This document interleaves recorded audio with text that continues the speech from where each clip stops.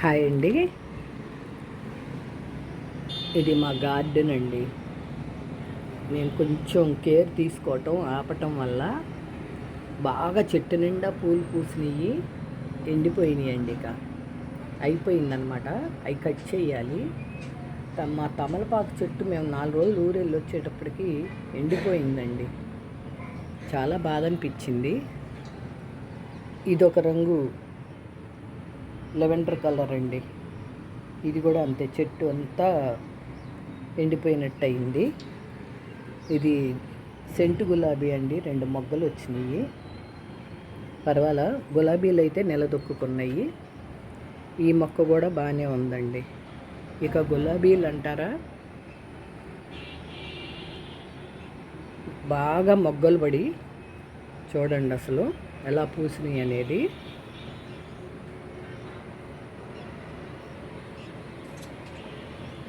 ఇలా ఉంది ఈ గులాబీకి.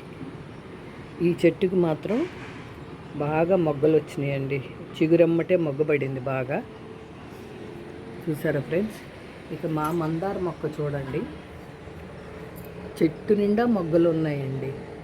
చాలా ఆనందం అనిపిస్తుంది. మొన్న ఒక పువ్వు పూసింది, రోజుకొక పువ్వు పూస్తానే ఉందండి. అదిగోండి ఎండిపోయింది. ఇవాళ ఇది విచ్చుకుంటుంది.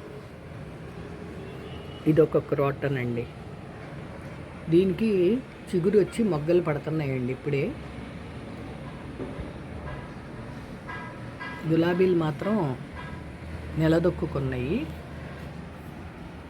తర్వాత ఈ చెట్టు కొమ్మ ఇరిగిపోయిందండి. ఊరు వెళ్ళే ముందు ఊరినే దీంట్లో గుచ్చి నీళ్లు పోసి వెళ్ళాను. అసలు చక్కగా నిలబడి చిగురు వచ్చేసిందండి.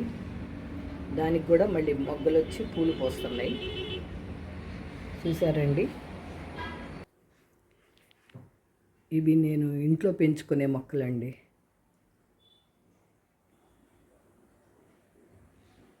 ఒకటి చనిపోయిందండి. చాలా నిలబెట్టుకున్నాను. పర్వాలేదు, బాగానే ఉన్నాయి. ఆర్టిఫిషియల్ ప్లాంట్స్ పెట్టుకున్నానండి. ఇలా పద్దాక మొక్కలు తెచ్చి చనిపోతుంటే బాధ అనిపించి చూడండి. అలా కొన్ని ఇలా ఫ్లవర్స్తో కొన్ని చూసారండి. అట్లా కూడా పెడుతున్నాను. నాకు చెట్లు అంటే చాలా ఇష్టం.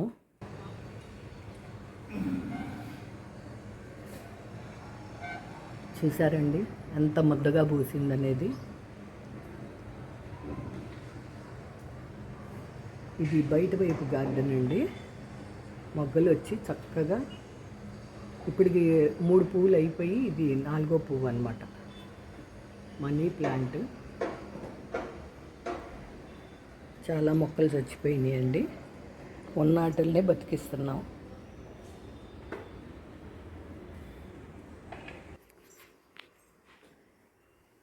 ఈ వీడియో కనుక మీకు నచ్చినట్టయితే like, share and subscribe. Please support me friends. Thank you.